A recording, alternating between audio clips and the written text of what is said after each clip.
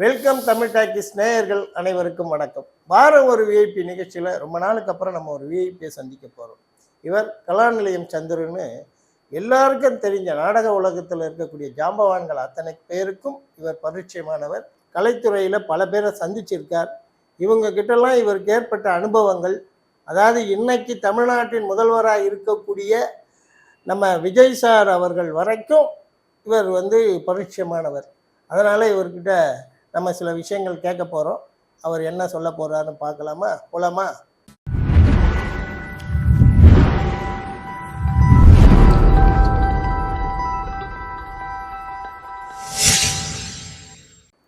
வணக்கம் சார். வணக்கம் பழனி சார். எப்படி சார் இருக்கீங்க? இந்த வயசுக்கு எப்படி இருக்கணுமோ அப்படி இருக்கேன். இந்த கோடை நாடக விழாலாம் பார்த்தீங்களா? நாடகத்துக்கு போனீங்களா? நாடகம்லாம் எப்படி இருந்தது? நான் 2-3 ட்ராமா பார்க்க முடியல. ஆக்சுவலாக நான் ஏற்கனவே அதுக்கு ஜட்ஜாக இருந்திருக்கேன். ஏன்னா இந்த தடவை திருப்பி ஜட்ஜாக இருக்க சொன்னாங்க. நான் அதை அவாய்ட் பண்ணிட்டேன். ஏன்னா 12 நாளும் கண்டினியூஸாக வர்றது கஷ்டம். அந்த சமயத்தில் நான் ஒரு கேட்ராக்ட் சர்ஜரி பண்ணியிருந்தேன் கண்ணுக்கு. 2-3 நாடகம் பார்க்கல, மிச்ச நாடகம் எல்லாத்தையுமே பார்த்தேன். Okay sir. அதாவது நீங்கள் நாடகத்துறைக்கு வந்தது எப்படி, கலாநிலையம் சந்திரன்னு பேர் வந்தது எப்படி, இதை பற்றி ஏதாவது நம்மளுடைய ரசிகர்களுக்கு, அதாவது எங்களுடைய வெல்கம் தமிழ் டாக்கிஸ் நேயர்களுக்கு சொன்னால் நல்லா இருக்கும். நான் நாடகத்துறைக்கு வந்தேன் அப்படிங்கிறது, அதுக்கு முன்னாடி நான் பிறந்தது திருச்சி. ஓ அடடா, அதாவது நடிகர் திலகம் பிறந்த ஊர். கரெக்டாக நீங்கள் கொண்டு வந்தீங்க, அதை தான் கொண்டு வந்தீங்க. நடிகர் எம்.ஆர். ராதாவுடைய சொந்த ஊர் அது. ஏன்னா திருச்சியில் தான் நான் பிஎஸ்சி வரைக்கும் அங்கே தான் படித்தேன். வீட்டில் எப்போ பார்த்தாலும் இந்த நடிப்பு பாட்டு இதை பற்றி எங்கள் மாமா பேசிட்டு இருப்பார். அடடா. பாலகிருஷ்ணன் பேர். ஏன்னா அவரும் சிவாஜியும் ஒன்றா நடித்தவங்க. அடடா. அந்த காலத்தில் இதான் வந்தாண்ணா, அங்கே பாடுறா பாலும் பழத்தில் கணேசன் எப்படி நடிச்சிருக்கான் பாரு. அவர் கணேசன் சொல்றது சிவாஜி. ஆமாம், கணேசனை பாடுறா அப்படின்னு. ஸோ வீட்டில் எப்போ பார்த்தாலும் இந்த நடிப்பு கிடிப்பு, எங்கள் சித்தி நல்லா பாடுவாங்க. இதே மாதிரி தான்.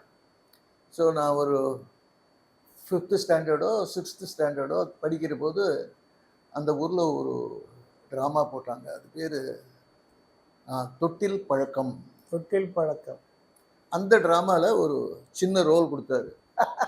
அதாவது தொட்டில் பழக்கம் சுடுகாடு மட்டும் முதல் நாடகமே தொட்டில் பழக்கம்.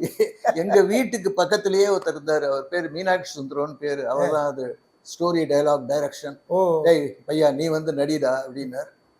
நான் அந்த பூஜைக்கு போனேன், நடிக்கிறதுக்கு கூப்பிட்டார். ஸ்கிரிப்ட், அந்த ஸ்கிரிப்ட் பார்த்தாக்கா அதில் என் கேரக்டர் பேர் அதிக பிரசங்கின்னு கொடுத்துருந்தார். வீட்டுக்கு அப்பாட்ட ஸ்கிரிப்ட் அதிக பிரசங்கின்னு, அது எப்படி பூஜை அன்னைக்கு தீபாவளி அன்னைக்கு ஒன்று கூப்பிட்டு அதிக பிரசங்கின்னு ஒரு கேரக்டர் அவன் கொடுக்கலாம்? நான் ஸ்பான்சர்ஷிப்பையே கேன்சல் பண்ணிட்டு போகிறேன்னு. ஐயோ, எங்கள் அப்பாவோட ஸ்பான்சர்ஷிப் என்ன, ரிஹர்சல் வரங்களுக்கு பொங்கல் வடை கொடுத்துறது தான் பெரிய விஷயமாச்சு. உடனே மீனாட்சி சுந்தரம் பயந்து, மாமா மாமா அப்படிலாம் பண்ணாதீங்க மாமா, அவன் கேரக்டரே மாற்றி கொடுத்துட்றேன் பேரை அப்படின்னு அந்த கேரக்டருக்கு அச்சுபிச்சுன்னு பேர் வச்சுட்டு. எங்கள் அப்பாவுக்கு சந்தோஷம். ஆனால் அவருக்கு எப்படி அதிக பிரசங்கியை விட அச்சுபிச்சு பெட்டர் டைட்டில்னு அவர் எப்படி தீர்மானம் பண்ணாங்க தெரியல. நான் அச்சுபிச்சு ரோல நடித்தேன். அப்பாவுடைய ஆசீர்வாதத்தோட நடிச்சிருக்கீங்க. தேவர்காலில் தான் நடந்தது. தேவர்காலில் தான் பெரிய பெரிய நடிகர்கள்லாம் நடித்த இடத்துல எனக்கும் அப்படியே. அது திருச்சின்னு சொன்ன உடனே உங்களுக்கு சொல்கிறேன். எம்கே தியாகராஜ பாதர், SK Kittappa, AVM Raja, Gemini Ganesan, Sivaji Ganesan, Asokan, MR. Radha. Asokan எங்க college sir. Asokan SA Asokan Saint Joseph college. Ravichandran Saint Joseph, நானும் சன் ஜோசப். இப்போ ஒரு நடிகர் ஒருத்தர் சிவகார்த்திகே. அவர் சிவகார்த்திகே. அலெக்ஸ்னு ஒருத்தர் இருந்தார், மேஜிக்லாம் பண்ணுவாரு, நடிப்பார் வில்லனாலாம். அவன் சன் ஜோசப். அப்புறம் இந்த ஆக்டர் பிரசன்னா இருக்காங்க, அவன் சன் ஜோசப். அது எல்லாமே திருச்சி ஒரு ஹாட் பெட் ஃபார் ஆர்டிஸ்ட். அதுல பிறந்து நடிக்க ஆரம்பிச்சு ஜாஸ்தி நடிக்காம வேஸ்ட் ஆனது நான் ஒருத்தன் தான் நினைக்கிறேன். இல்லையா சார், இன்னைக்கு உங்களுக்கு ஒரு நேம் இருக்கேன். இல்லை, அது காரணம் என்னன்னா, ஒரு பெரிய மல்டிநேஷ்னல் கம்பெனியில் நல்ல வேலையில் இருந்தேன் 37 வருஷம். அது விஆர்எஸ் வாங்கிட்டு வேற ஒரு கம்பெனியில் என்னை கூப்பிட்டாங்க, போயிட்டேன். So I always gave more importance to my profession இந்த ஃபேமிலி சர்க்கம்ஸ்டன்சஸ் போக முடியாமல் அதில் போய் ஜெயிப்போமோ மாட்டோமோன்னு ஒரு சந்தேகத்திலேயே ஒரு 70 வயசு வரைக்கும் பேசாமல் இருந்துட்டேன். ஆனால் ட்ராமாவை விடவே இல்லை, விடவே இல்லாம அதை இப்போ கண்டினியூஸ். ஏதாவது தற்சமயத்துல இப்போ புது நாடகங்கள் ஏதாவது நடிக்கிறீங்களா? நிறைய இப்போ தான் இந்த சதீஷ் சந்திரசேகரோட புரூஸ்லின்னு ஒரு ஆமா நாடகம், ஆமா ஆமா ஆமா அதில் ஹாங்காங் டாக்டராக நடித்தேன். ஆக்சுவலாக அதில் காத்தாடியோட நடிச்சிருக்கேன். ஆமா. இப்போ சந்திரமோகன் சத்குருன்னு ஒரு நாடகம். ஓ, மகா பெரியவர் பத்தியா? மகாபிரியவா இல்லை, இது அவர் சொல்றது ஜெகத்குரு, ஜெகத்குரு. ஓ அதாவது ஆதிசங்கர். ஓ ஓ ஓ. ஆதிசங்கர் பகவத்பாதாளோட லைஃப் பயோகிராஃபியை ஒரு ட்ராமா கொண்டு வர்றார் 25 ஜூலைக்கு. அதில் அந்த ஆதிசங்கரோட அப்பா சிவகுருவா நடிக்கிறேன். அடடா, பெரிய விஷயம் சார். இதை நல்லா நடிக்க முடியும்னு நினச்சிக்கிட்டு அவர் கூப்பிட்டுருக்காரு. கண்டிப்பா நல்லா நடிப்பீங்க. நீங்க பேசும்போதெல்லாம் அப்படியே பேசுவீங்க, மேடைக்கு வந்துட்டா வேற மாதிரி. அது கரெக்டு. இங்கே கிளம்புற போது இங்கே வலியே ஆம்னி ஜெல் போட்டுக்கிட்டு காம்பி பிளான் போட்டுக்கிட்டு ஸ்டேஜுக்கு போயிட்டா தெரியாது, அடவாடா பார்த்துக்கலாம் அப்படின்னு தோணும். அந்த இது இருந்துக்கிட்டே இருக்கு. ஆமாம் சார், ஆமாம். இப்போ நீங்கள் இப்போ சினிமா நாடகத்துறையிலேருந்து சினிமாக்கும் போய் பெரிய ஜாம்பவான்களாக இருந்த விசு சாரு, நம்ம இவர் காத்தாடி ராமூர்த்தி, மௌலி, இந்த மாதிரி இருக்கிறவங்களுக்கெல்லாம் நீங்கள் முன்னாடி நடிச்சிங்களா இல்லை அவங்களுக்கு அப்புறம் வந்தீங்களா? நான் அவங்களுக்குலாம் முன்னாடி எஸ்.வி. சேகர், ஆக்சுவலாக எங்கள் ட்ராமாவே எஸ்.வி. சேகர் நடிச்சிருக்காரு. ஓஹோ. வாஷிங்டன் திருமணத்தில் அவங்களுக்குலாம் ஒரு 3-4 வருஷம் நான் முன்னாடி. பட் அவங்களுக்கு இது ஃபேமிலி பேக்ரவுண்டு ரொம்ப ஸ்ட்ராங்காக இருந்தனால அதை நம்பி இதை வேலையை ஏன்னா விசு சிட்டா ட்ராவல்ஸில் வேலை பார்த்துட்டு இருந்தாரு. மௌலி செஸ்பரோ பான்ஸு, அப்புறம் வேறு யார், எஸ்.வி. சேகருக்கு சொல்லவே வேண்டாம், அவள் அப்பா அது. அப்புறம் ஒய்ஜி மகேந்திரன், அவங்க அம்மா பெரிய இது. ஸோ அதனால் அவங்களால துணிஞ்சு இதில் இறங்க முடிஞ்சது, என்னால் இறங்க முடியல. நோ ரெக்ரெட்ஸ், அது பாட்டுக்கு இருக்கட்டும். இப்போ உங்களுக்கு இந்த நாடகம்னு சொன்னால் இந்த சந்துரு பேர் ஞாபகம் வரும் அப்படின்ற மாதிரி ஏதாவது ஒரு நாடகம்? அதான் இப்போ கவிதா, இப்போ நீங்கள் அது என்ன, உங்களுடைய கலாநிலையம்னு வருது இல்லைங்களா, அந்த பேர் எப்படி வந்தது உங்களுக்கு? அதாவது 1966 நாங்கள் மெட்ராஸுக்கு வந்துட்டோம், பிஎஸ்சி முடிச்சுட்டு. அப்போ தான் மேன் பேக்கரில் எனக்கு வேலை கிடைச்சது. அதே சமயத்தில் ட்ரிப்ளிகன் ஃபைனான்ஸ்னு ஒரு ட்ரூப்பில் அதை துப்பறியும் சாம்பல் ஆரம்பித்தேன். அப்புறம் அது கலாநிலையம் ஆச்சு. அதில் நிறைய ட்ராமா, வாஷிங்டன் திருமணம், தனி கொடுத்தனம், ஊரும்பு, கால்கட்டு, அதெல்லாம் கொடி கட்டி பறந்த காலம். அது எப்படி கலாநிலையம் பேர் வந்தது, சந்துருன்னு பேர் வந்ததுன்னா 2007 டம்மீஸில் வினோத விடுமுறைன்னு ஒரு ட்ராமா போட்டாங்க. அதில் ஒரு தாத்தா ரோலுக்கு என்ன அழைச்சிட்டு போனாங்க. அதுலேருந்து தாத்தா ரோல்னு ஃபிக்ஸ் ஆயிடுச்சு. அந்த ரிஹர்சல் போன போது அப்போ ட்ராமாவில் காத்தாடி ட்ரூப்பில் ஒரு சந்துருன்னு இருந்தாருன்னு நினைக்கிறேன். அப்புறம் ஒய்ஜி மகேந்திரன் ட்ரூப்பில் ஒரு சந்துரு இருந்தார். பிரேமா சதாசிவம்ல அந்த ட்ராமாவில் நடிக்கிறதுக்காக வந்தாங்க. வந்த உடனே என்னை பார்த்துட்டு, அட நம்ம கலாநிலையம் சந்துரு அப்படின்னாங்க. அப்போலேருந்து அது தாத்தா ரோலும் ஃபிக்ஸ் ஆகிடுது, கலாநிலையம் சந்துரு பேரும் ஃபிக்ஸ் ஆகிடுது. அதுலேருந்து everybody knows me as Kalanilayam Chandru only, and I am very happy and proud of its. இப்போ உங்களுக்கு நாடகத்துறையில் இப்போ பெரிய பெரிய ஜாம்பவான்கள் மத்தியிலையும் நீங்கள் நடிச்சிருக்கீங்க. இப்போ இப்போ இருக்கக்கூடிய நடிகர்களோட நடிக்கிறீங்க. உங்களுக்கு அதாவது யார் கூட, எந்த குரூப்போட நடித்தா உங்களுக்கு எனக்கு ஒரு இதாக இருக்குது அப்படின்னு நினைக்கிறீங்க? இல்லை, ஒரிஜினலாக கலாநிலையம் அவங்களோட ஒரு ஆக்சுவலாக நான் சொல்லிக்கணும்னா, என்னோட நாடக தந்தை K.S. நாகராஜன். இப்போ தான் 106வது வயசில் அவர் காலமான. நடிப்பு தந்தைன்னு பார்த்தா பூர்ண விஸ்வநாதன். ஏன்னா அவர் பக்கத்தில் ஒரு 25 வருஷம் நான் கண்டினியூஸாக நடிச்சிருக்கேன். நான் ஆக்சுவலி சொல்லணும்னா 1966 2016 வரைக்கும் கலாநிலையத்தில் தான் இருந்தேன். K.S. நாகராஜனால ட்ராமா போட முடியாத ஒரு நிலைமை வந்தபோது வயசுனால மற்ற ட்ரூப்லலாம் நடிக்க ஆரம்பித்தேன். ஸோ பெஸ்ட் பீரியட், நடிப்பு கிடிப்பு அப்ரிசியேஷன் நிறைய எனக்கு பேர் வந்ததெல்லாம் அந்த பீரியடில். அதுக்கப்புறமா நான் தாத்தா ரோலு, அப்பா ரோலு, ஏன் இவர் நம்ம மயூர பிரியா முத்துக்குமரன் அவரோட 3 பிளேல எனக்கு ரொம்ப நல்ல பேர் கொடுத்துருந்தாரு.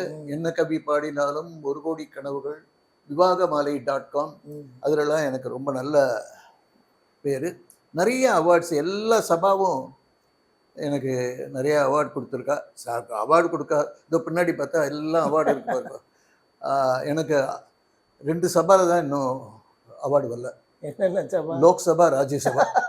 மற்ற எல்லா சபாலையும் எனக்கு அவார்டு வந்தாச்சு. போதும், 81 வயசுக்கு இது போறாதா? நீங்க இப்ப பெரும்பாலும் இன்னைக்கு எல்லாரையுமே பிடிச்சு ஆட்டிக்கிட்டு இருக்கிறது சின்ன திரை. அதுலலாம் நடிச்சிருக்கீங்களா? நிறைய. அது ஒரு 7 ஒரு தடவை பாலச்சந்தரோட ஏதோ ஒரு தேவதைன்னு ஏதோ, அது 15 வருஷத்துக்கு முன்னாடி. அப்புறம் வெங்கட்டோட இலக்கணம் மாறுதோ ஏதோ பண்ணோம். அது எனக்கு இன்னும் அது சீரியல் கொஞ்சம் கம்ஃபர்டபுளாக இல்லை. அதாவது நம்ம பின்னாடி யாரோ ஒருத்தர் சொல்லிக்கிட்டே இருப்பாரு, அதுக்கு நம்ம வாய். அதாவது இப்போ ட்ராமாவுக்கு போனான்னு வச்சுக்கோங்க, ஸ்கிரிப்டை இப்போ ஜூலை 25 ட்ராமாவுக்கு சந்திரமோகன் இப்போ ஸ்கிரிப்டை கொடுத்துட்டார். நம்ம ஏதோ அதை படிச்சுக்கிறோம், அதை இம்ப்ரவைஸ் பண்ணுறோம், எம்பலிஷ் பண்ணுறோம், இப்படி பண்ணுறோம். இந்த சீரியலுக்கு போனால் அங்கே தான் எழுதுறாங்க. அதை நான் தப்புன்னு சொல்லலை, அது அவங்க பாணி, அது நம்மளுக்கு சூட்டாக தான் பார்க்கணும். அதையும் கையில் கொடுக்கறது இல்லை. பக்கத்தில் ஒருத்தர் உட்காந்துக்கிட்டு இந்த டைலாகை சொல்லுங்க அப்படின்ட்டு ஆன் அப்படின்ன உடனே அதை காதில் வாங்கி வாங்கி சொல்லணும். அதாவது உணர்வுபூர்வமா நடிக்க முடியல. அது ஒண்டி இல்லை, அந்த சமயத்தில் திடீர்னு காதில் சரியா விழாம அப்படின்னா என்ன சார் சொதப்பிட்டீங்க நீங்க, ஏன்பா இந்த டிராமா ஆக்டர்லாம் அழைச்சிட்டு வந்த அப்படின்னு நம்ம ஏற்றாலே கேட்போம். கண்டிப்பா. இன்னொரு முக்கியமான விஷயம் என்ன சார், இன்னைக்கு ட்ராமா இருக்கு, நான் ஒரு 6:30 மணிக்கு போயிடணும் நாரதகான சபாவில் அப்படின்னு நம்ம 3 நாளைக்கு முன்னாடியே சொல்லியிருப்போம். காதில் வா சார், கவலைப்படாங்க சார், 5 மணிக்கெல்லாம் நான் முடிச்சு அனுப்பிச்சிடுறேன்னு. சத்தியமாக முடிக்க மாட்டேன். பட் இதில் என்னன்னாக்கா, அந்த காலத்தில் எம்ஜிஆர் ஆகட்டும், சிவாஜி ஆகட்டும், ட்ராமா ஆக்டர்ஸுக்கு ஒரு நாகேஷுக்கோ, ஷோக்கோ, குலதெய்வ ராஜகோபாலுக்கோ ட்ராமா இருக்குன்னா அப்போ அவரோட ஷார்ட்டை முடி அப்படின்னு அவங்க கார்லேயே ட்ரா பண்ணுவாங்க. ஆமாம், கேள்விப்பட்டிருக்கோம். ஆனால் அந்த ஆட்டிடியூட் இப்போ இல்லை. இப்போ சீரியல் டைரக்டர்ஸுக்கு என்னப்பா அதை ட்ராமா ஆக்டர்ஸ்லாம் ஏன்பா அப்படின்னு அவன் அசிஸ்டண்ட்டை கோச்சுக்கிறான். யோ இந்த வயசுக்கு மேலே நம்ம போய் இதில் வேணாமே. இப்போ சார், இப்போ எம்ஜிஆர் சிவாஜின்னு சொல்லியிருக்கீங்க. உங்கள் நாடகங்களை எம்ஜிஆர் சிவாஜி பெரிய பெரிய திரையில் ரொம்ப ஃபேமஸாக இருக்கிறவங்க யார் பார்த்துருக்காங்க? எம்ஜிஆர் வந்து வாஷிங்டன் திருமணம் ட்ராமாக்கு வந்திருக்கார். அதுவும் நிறைய கரெக்டாக சொல்கிறேன், ஐசிஎஃப்ல அந்த காலத்தில் ஒரு சபா இருந்தது, சண்முகானந்த சபாவா ஏதோ ஒன்று. அதில் வாஷிங்டன் நடக்கிறக்கும் போது அவர் வந்து அவ்வளவு தூரம் வந்து பார்த்தார்.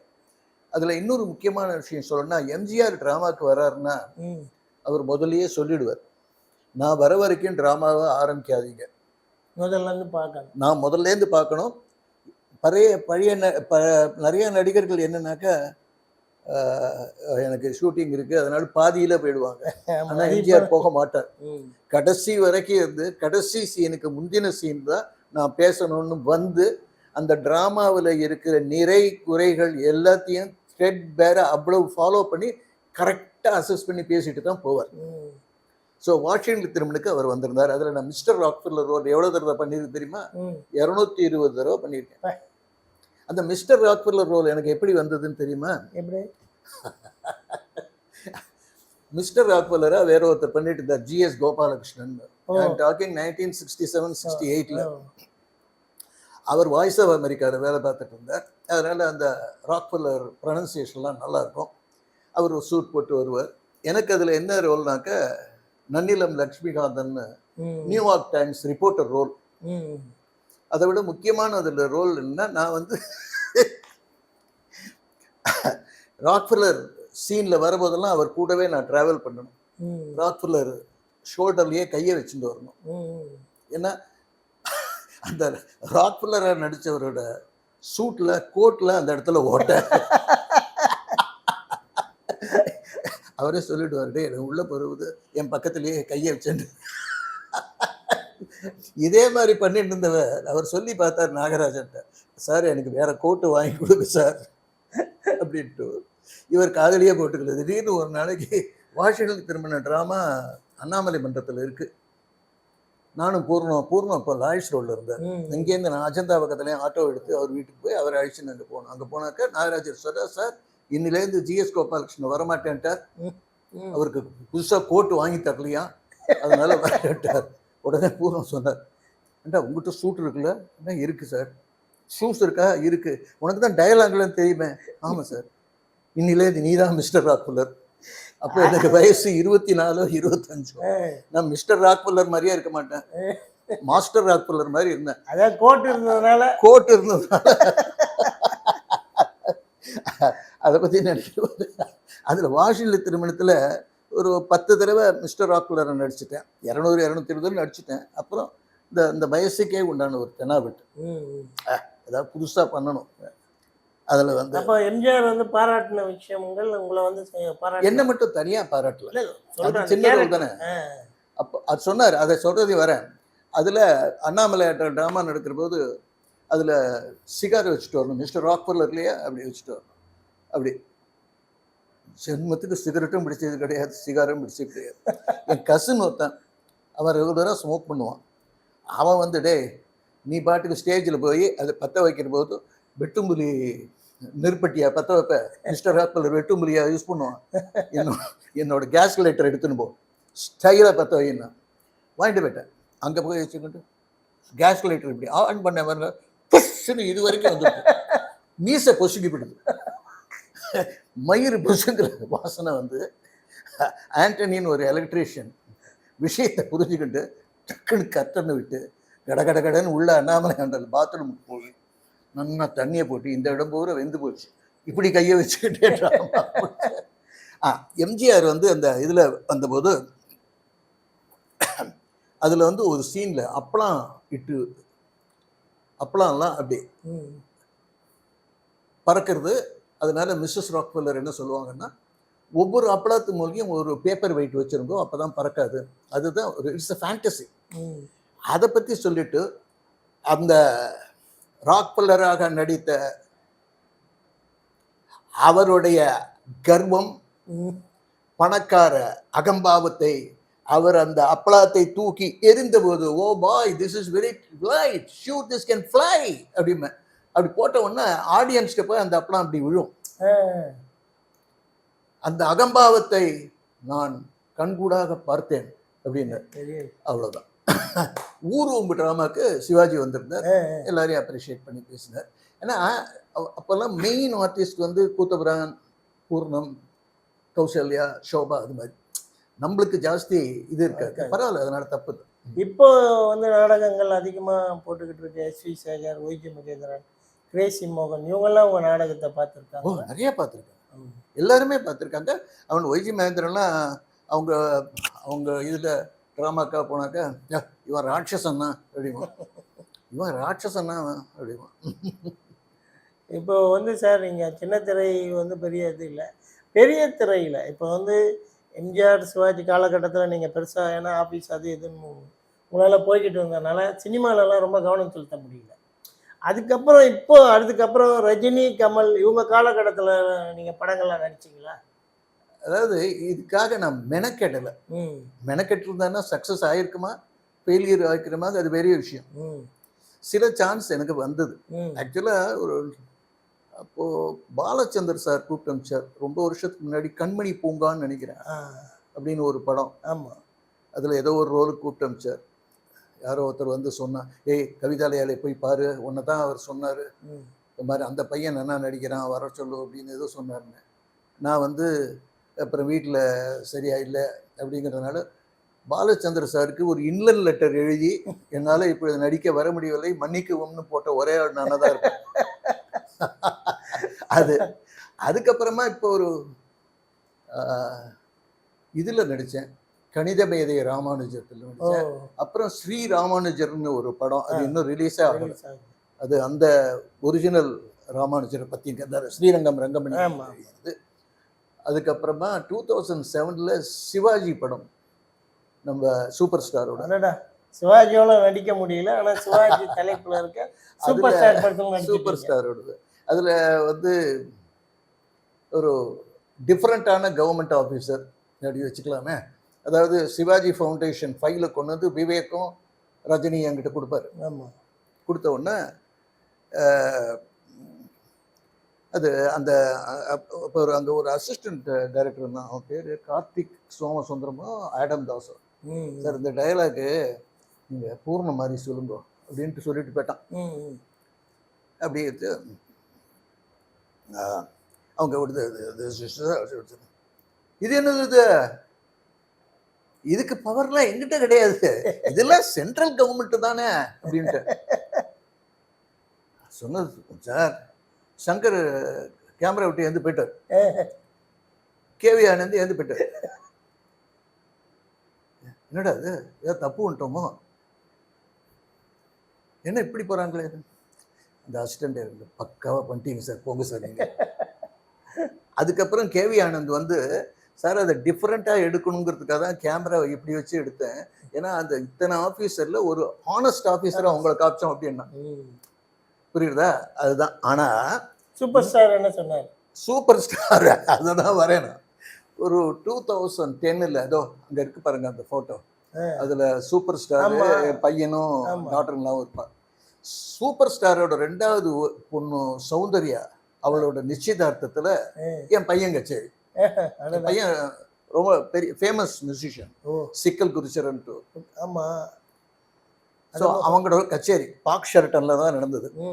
அப்போ அவன் பாட்டு பாடிட்டு இருக்கான், எல்லாரும் கச்சேரிக்கு வராங்க, தனுஷ் வராங்க, அவங்க வராங்க, விஜயகுமார் யார், இந்த மோகன் பாபு, அவங்கெல்லாம். கச்சேரியெல்லாம் முடிஞ்ச உடனே என்னை இன்ட்ரடியூஸ் பண்ணி வச்சாங்க சூப்பர் ஸ்டார்ட்ட. இவர் தான் சந்துரு, கலாநிலையம் சந்துருன்னு பேர், குருச்சரனோட அப்பா. ஐசை வெரி குட் அப்படின்னார். நான் சொன்னேன், சார் உங்களோட சிவாஜியில் கூட நான் நடிச்சிருக்கேன். ரியலி? வாட் ரோல் அப்படின்னு. இது மாதிரி அந்த சிவாஜி ஃபவுண்டேஷன் ஃபைல் கொண்டு வருவீங்க, நான் வந்து எனக்கு தெரியாது. எனவே அந்த படத்தில் நான் தான் செகண்ட் ஹீரோ அப்படின்னு.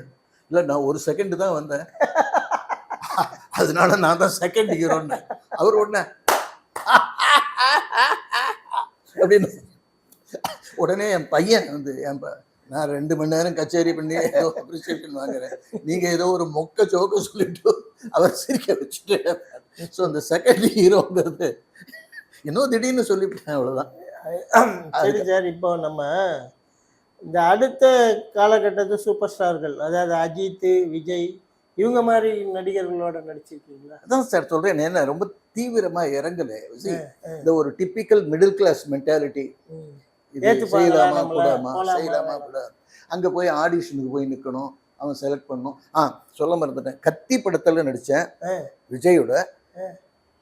அப்புறம் அஜித்தோட ஏதோ ஒரு படம், அந்த படம் வந்ததானா கூட தெரியாது, அதை ஃபாலோ பண்ணிக்கணும்னு நினைச்சது கிடையாது. இப்ப கத்தி படத்துல என்ன கேரக்டர்?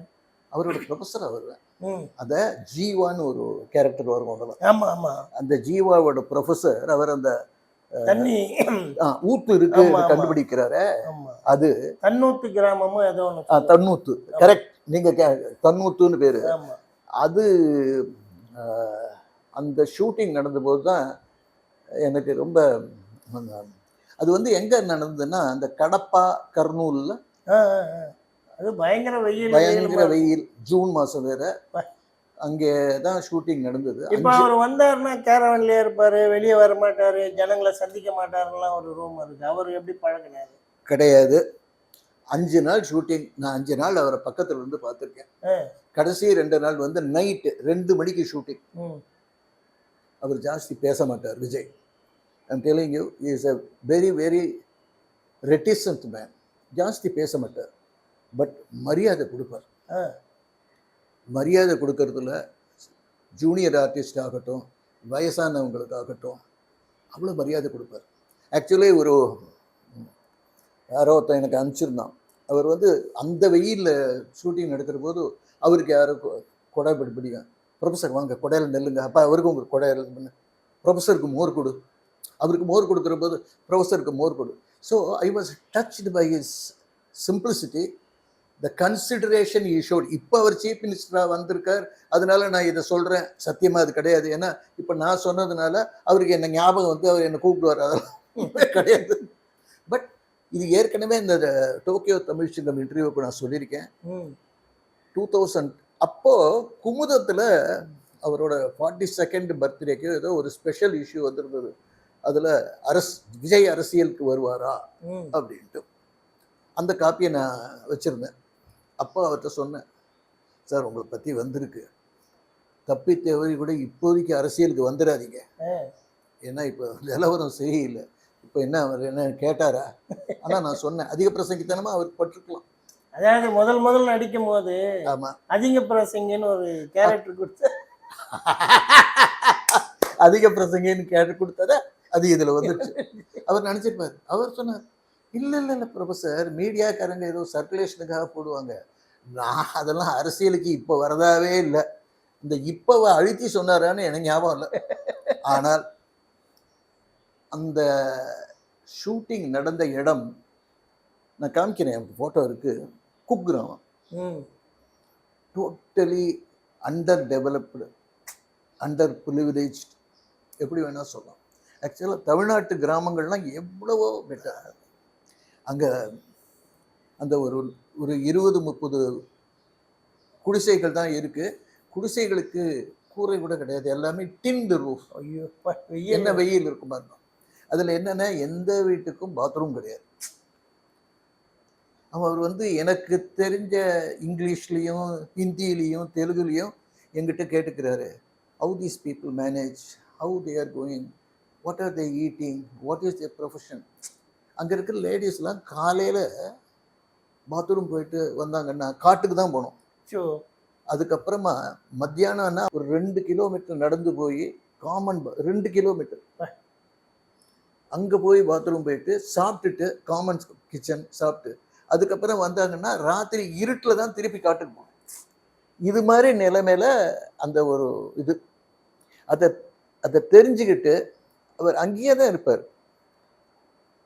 பட் அவர் ஜாஸ்தி பேசி ஜாஸ்தி கம்யூனிகேட் பண்ணி அப்படிலாம் பண்ணுறவர் கிடையாது. மனசுக்குள்ளே ஓட்டி ஒரு ரெட்டிசன்ட் இப்படியே உட்காந்துருப்பாரு. Is it professor?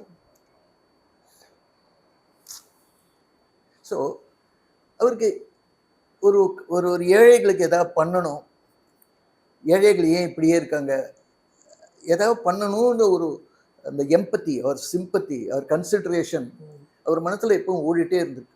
இப்போ ஒரு விஜய் வந்து இப்போ தமிழ்நாடு முதலமைச்சர் ஆயிட்டாரு. ஆமாம், சந்தோஷம், எனக்கு சந்தோஷம், ரொம்ப சந்தோஷம். அந்த அவர் வந்து அரசியலுக்கு வராருன்னு சொன்னவனே என்னோட சர்க்கிளில் பூரா சொல்லிட்டேன், இவர் வரணும்னு நான் மனப்பூர்வம் விரும்பினேன், வந்திருக்காரு. இல்லை இப்போ பொதுவாக ஒன்று சொல்லுவாங்க, மெச்சூரிட்டி இல்லாமல் இந்த பசங்க தான் அவருக்கு ஓட்டு போட்டாங்கன்னு சொல்கிறாங்க. வயசானவங்களாம் போட்டிருப்பாங்கன்னு நினைக்கிறீங்களா? நான் வயசானது தானே, 81 வயசாகுது சார். நீங்கள் போட்டிருக்கீங்க. மெதுவாக சொல்லுது. இல்லை அதாவது யாரோ ஒருத்தர் வராங்க யாருக்கோ ஓட்டு போட்டேன்னு இல்லாமல் உணர்வுபூர்வமாக போட்டிருக்கீங்க. அதாவது இதை விட இப்போ இருக்கிற இவங்க ஆட்சிகளை விட யார் பண்ணினாலும் அதை விட பெட்டராக தான் இருக்கணும்னு எனக்கு தோணிடுச்சு. ஓகே, அட்லீஸ்ட் அவர் இப்போ வந்திருக்கார், ரொம்ப சின்ன வயசு, அட்லீஸ்ட் ஒரு 3-4 வருஷத்துக்கு அவர் நிச்சயமாக அவரை அலோவ் பண்ணினா அவர் ஊழல் இல்லாத ஆட்சி கொடுப்பார் சார். ஓகே, அவர் இதில் தவறுகள் பண்ணலாம், நிச்சயமாக he will make mistakes because of his inexperience, but definitely his intentions are good. இப்போ வந்து 52 வயசுல இப்போ முதலமைச்சராக இருக்கிற விஜய் அவர்கள் மக்களுக்கு நல்லா செய்வார், உங்க மனசாட்சியோட நிச்சயமா சார். எனக்கு தெரியும் அது தவறுகள் நடக்கலாம் சார், தவறுகள் நடக்கலாம். அது கூட இருக்கிறவங்க இவர் தெரிஞ்சு பணம் பண்ணணுங்கிறது, ஏன்னா இவர் பணம் பண்ணணுங்கிற அவசியம் கிடையாது, அதை அவர் ஓப்பனாகவே சொல்லிட்டு. ஸோ நிச்சயமாக என் மனசுக்கு தோன்றது அவர் கூட நல்ல ஆட்களை, நல்ல ஆஃபீஸர்ஸ், ஃபார் எக்ஸாம்பிள் சகாயம், இறையன்பு, இது மாதிரி ஆட்கள்லாம் வச்சுக்கிட்டாக்க நிச்சயமாக he will at least make an attempt to give a corruption சொன்னால் இருக்கிறவங்களுக்கு கோவம் வரும்.